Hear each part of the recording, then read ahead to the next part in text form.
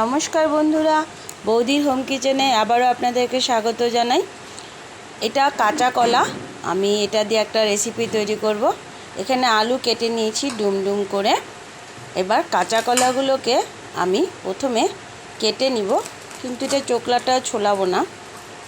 এটা মাথাটা কেটে আর মাঝখানটাকে কেটে দু টুকরো করে নিব। এইভাবে দু টুকরো করে নিব। করে নিয়ে এবার এগুলোকে খুব ভালো করে আমি ধুয়ে নিব। এখানে বেশ কটা কাঁচা কলা আমি নিয়ে নিয়েছি। এটা দিয়ে একটা রেসিপি আপনাদের সাথে শেয়ার করব, আমাদের সাথে থাকবেন। আমি এবার কড়াইয়ে একটু গরম জল বসিয়ে দিয়েছি। এর মধ্যে কাঁচা কলাগুলোকে আমি সেদ্ধ করে নেব।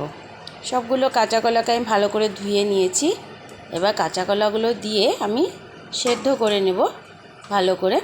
তার সাথে আমি আলুগুলোকেও দিয়ে দিব একটু সেদ্ধ হওয়ার জন্য, যাতে তরকারিটা করলে আলুগুলো একদম নরম তুলতুলো হয়ে যাবে।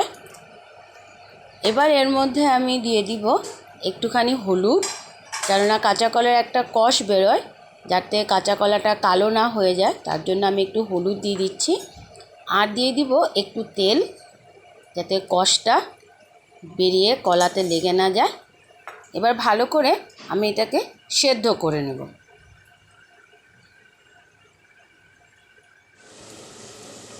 তো বন্ধুরা, এবার আমি কাঁচা কলাগুলো তো সেদ্ধ করা দেখিয়ে দিলাম আপনাদেরকে। এগুলো বাকলগুলো এভাবে খুলে নিব।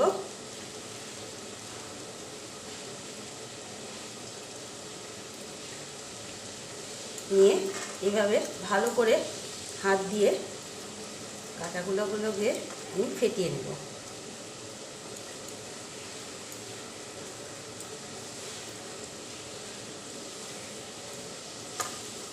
সবগুলো কাঁচা কলাকে এইভাবে ভালো করে ফেটিয়ে নিতে হবে।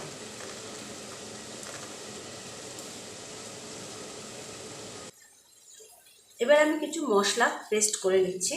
আমি এখানে একটা টমেটো দিয়ে দিয়েছি, আর দিচ্ছি 4-5টা কাজু বাদাম, আর এটা হলো চারমগজ। তো মার্কেটে কিনতে পাওয়া যায়, যে কোনো গ্রোসারি শপে। এখানে অল্প কটা চারমগজ, আমি এগুলোকে একসাথে মিক্সিতে ভালো করে পেস্ট করে নিচ্ছি। দেখুন বন্ধুরা, আমি কাঁচা কলাটার চোকলাগুলো ছুলিয়ে ভালো করে এইভাবে ফেটিয়ে নিয়েছি। এবার এর মধ্যে কিছু মশলা দিয়ে আমি এটাকে ভালো করে মেখে নেব। প্রথমেই দিয়ে দিচ্ছি আমি এখানে বাদাম। আমি বাদামটার চোকলাটা ফেলে দিয়েছি, ফেলে এটাকে একটু গুঁড়ো করে নিয়েছি। এভাবে দিয়ে দিচ্ছি আদা কুচি, কাঁচা লঙ্কা,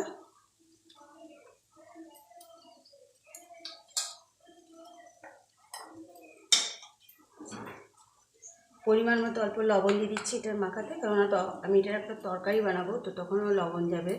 লবণ যাতে বেশি না হয়ে যায়, তাই পরিমাণ মতো অল্প লবণ দিয়ে দিচ্ছি।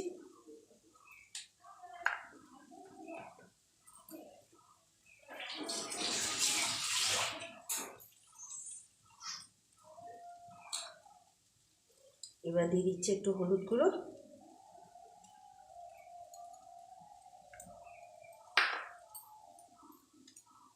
সামান্য একটু ধনিয়া গুঁড়ো,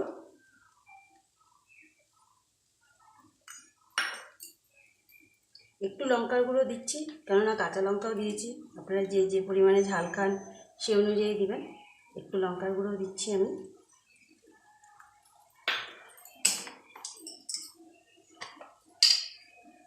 মাখাটার মধ্যে অল্প একটু গরম মশলা গুঁড়োও দিচ্ছি। আর দিয়ে দিব বেসন, কেননা একটুখানি টাইট হতে হবে, নাহলে এটা খুলে যাবে। তাই একটুখানি বেসনও দিয়ে দিচ্ছি আমি।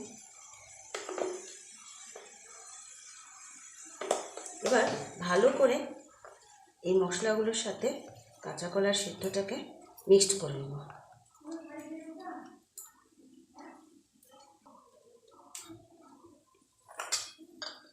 আরও একটা জিনিস আমি এর মধ্যে অ্যাড করছি, এটা হলো আমি এখানে কয়েক টুকরো পনির নিয়ে নিয়েছি। পনিরগুলোকে হাত দিয়ে এভাবে ভেঙে গুঁড়ো করে করে আমি এর মধ্যে মেখে নেব। বাচ্চারা অনেক সময় কাঁচা কলা খেতে চায় না, একটু পনির টনির দিয়ে একটু স্পাইসি করে বানালে অবশ্যই ওরা খাবে।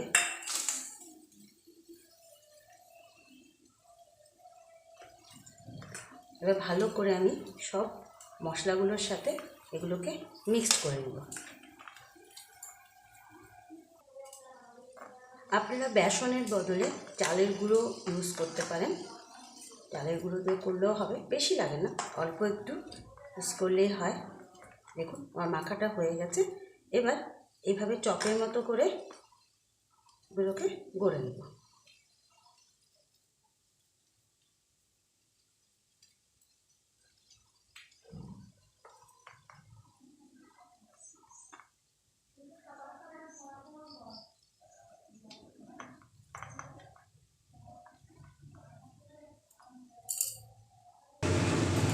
বন্ধুরা, আমি কড়াইটা বসিয়ে দিয়েছি, কড়াইয়ে তেল দিয়ে দিলাম। এবার আমি প্রথমে সেদ্ধ করে রাখা আলুগুলোকে একটু ভেজে নেব।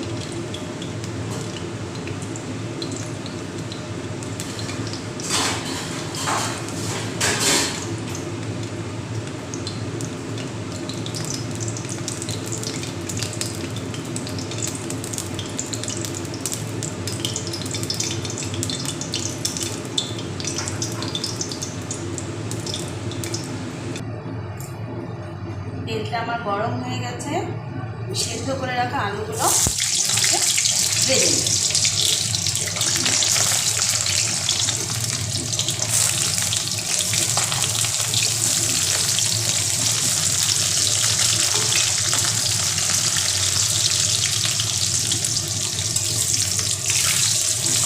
লাল লাল করে ভেজে নেব।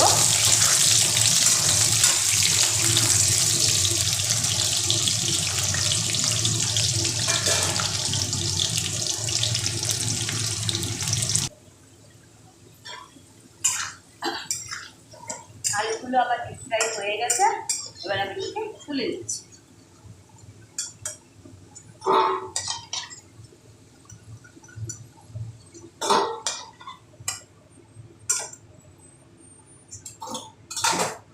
এবার আমি কাঁচা কলাগুলো যেগুলো আমি চপের মতো করে করে নিয়েছি এগুলোকে ভেজে দিচ্ছি।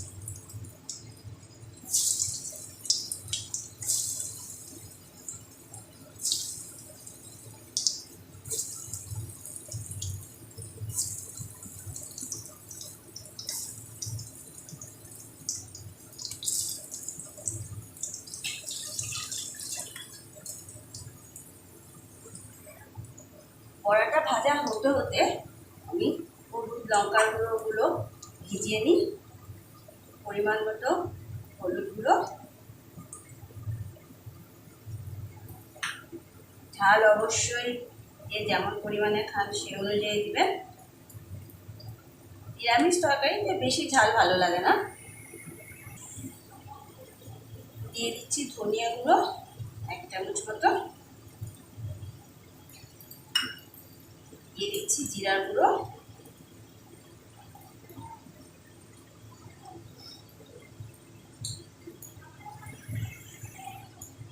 এর মধ্যে আমি একটুখানি বিট নুন দিয়ে মশলাটাকে ভিজিয়ে রাখছি। বড়াগুলো হতে হতে যেহেতু প্যাকেটিং গুঁড়ো মশলা ভালো ভিজে যায়। আপনারা দেখতেই পাচ্ছেন আমার বড়াগুলো মোটামুটি ভাজা হয়ে যাচ্ছে। লাল লাল করে ভাজা করে নেব।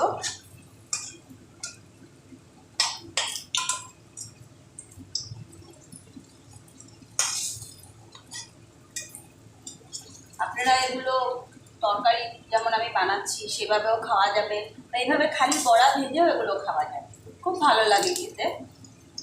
যারা কাঁচা কলা খেতে চায় না তাদেরকে এইভাবে রান্না করে খাওয়াবেন, বুঝতেই পারবে না যে কী দিয়ে খাচ্ছে। তা অবশ্যই বন্ধুরা, আমাদের চ্যানেল যদি আপনাদের ভালো লেগে থাকে অবশ্যই লাইক করুন, শেয়ার করুন আপনাদের বন্ধুবান্ধবদের সাথে, এবং সাবস্ক্রাইব করলে অবশ্যই বেল আইকনটা টিপতে ভুলবেন না। আর আপনারা যারা যারা আমাদের চ্যানেলের সাথে সবসময় জুড়ে আছেন আপনাদের সবাইকে অনেক অনেক ধন্যবাদ। আপনারা কমেন্টও দিচ্ছেন, তাই আপনাদের সবাইকে অনেক ধন্যবাদ।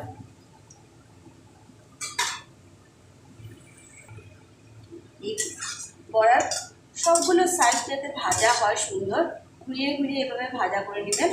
দেখুন আমার বড়াগুলো সুন্দর ভাজা হয়ে গেছে, আমি তুলে নিচ্ছি।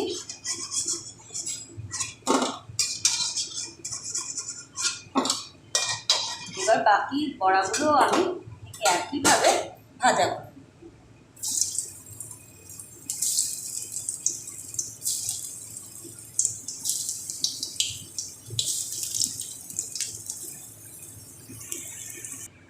বন্ধুরা আমার বড়াগুলো সব ভাজা হয়ে গেছে, এবার আমি রেসিপিটা শুরু করে দিচ্ছি বানানো।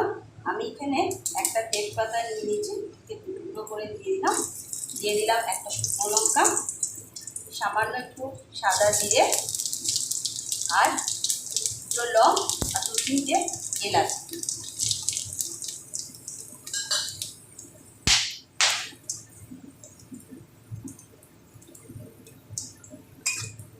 আমি গ্যাসের স্টিমটা এখন কম করে দিব, কেননা আমি খালি তেলের মধ্যে মশলাটা দিব, গ্যাসের স্টিমটা কম রাখবো। এবার আমি যে হলুদ গুঁড়ো জিরে গুঁড়ো ভিজিয়ে রেখেছিলাম সেই মশলাটা আমি এর মধ্যে দিয়ে দিই।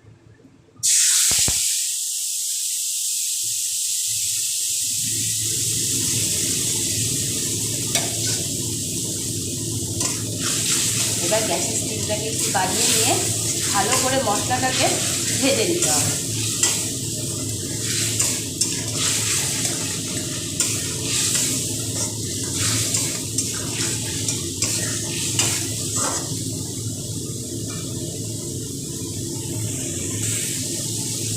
যখন মশলাটা অল্প একটু ভাজা হয়ে যাবে তখনই আমি যে মিক্সিতে মশলাটা পেস্ট করেছিলাম টমেটো সেটা দিয়ে দিই। এর মধ্যে একটু জল দিয়ে ভালো করে ধুয়ে পুরো মশলাটা আমি এর মধ্যে দিই।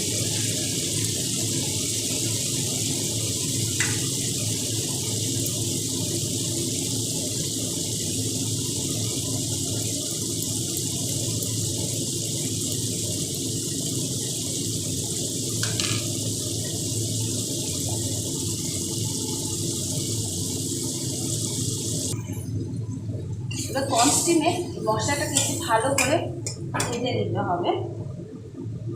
এখন দিয়ে দিব আমি পরিমাণ মতো লবণ। ঠিক এই সময় আমি পরিমাণ মতো লবণ দিয়ে দিব, দিয়ে এই মশলাটাকে খুব ভালো করে ভেজে নিতে হবে।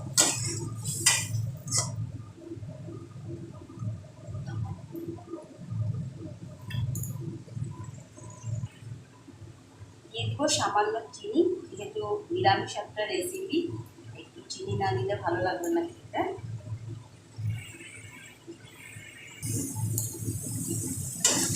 দেখুন আস্তে আস্তে মশলার সব জলগুলো শুকিয়ে আসছে।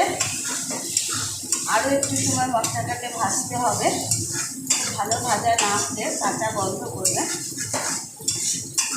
যখন মশলাটা পুরো ভাজা হয়ে যাবে অটোমেটিক দিক থেকে তেল ছাড়তে শুরু করে দেবে। আরও একটু সময় মশলাটাকে ভাজা করে দেব।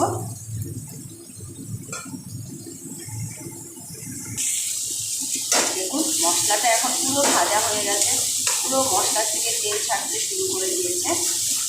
আমি এখন আলুগুলো যে ভেজে রেখেছিলাম সেগুলো এর মধ্যে দিয়ে দিই।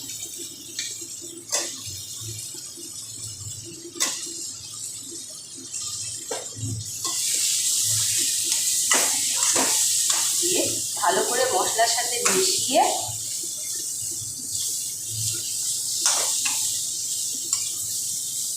এবার আমি জল দিই।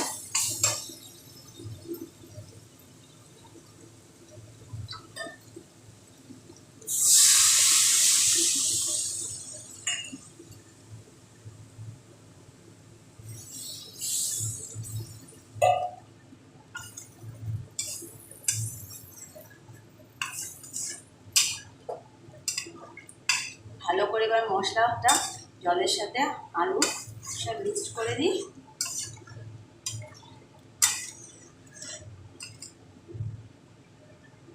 সামান্য আর একটু জল দিয়ে দিব আমি।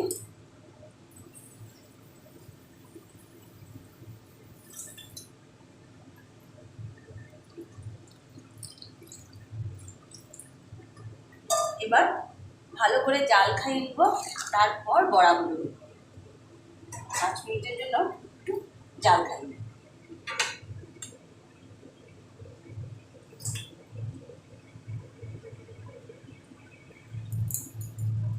5 মিনিট পর ঢাকাটা খুলে দিলাম। দেখুন ঝোলটা সুন্দর জাল উঠে গেছে। এবার আমি এর মধ্যে ভেজে রাখা বড়াগুলো দিয়ে দিচ্ছি।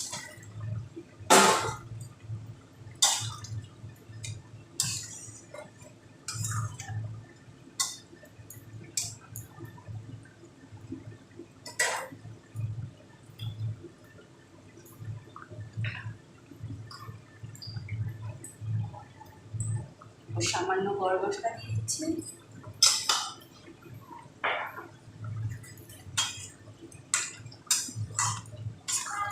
ব্যাস রেডি কাঁচা কলার পারফেক্ট একটা রেসিপি। অবশ্যই আপনারা বাড়িতে ট্রাই করবেন নিরামিষের দিনে। যারা কাঁচা কলা খেতে চায় না তারাও দেখবেন আনন্দ করে খায়। দেখুন আলুগুলো কি সুন্দর সেদ্ধ হয়ে গেছে। এবার আমি এটা নামিয়ে নিব। একটু ঝোল এই জন্যই নামাবো, কেননা বড়াগুলো ঝোল টেনে নেব। গ্যাসটা অফ করে দিচ্ছি। আমার রেসিপিটা পুরো রেডি, আমি নামিয়ে নিয়েছি। নামাবার পর গরম গরম এর উপর একটু ঘি দিয়ে দিন, দিয়ে একটু ঘিটা মিশিয়ে দিন ঝোলের সাথে।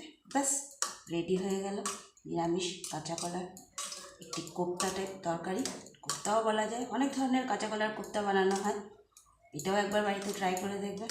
তো বন্ধুরা আজকে এতটুকুই, ধন্যবাদ।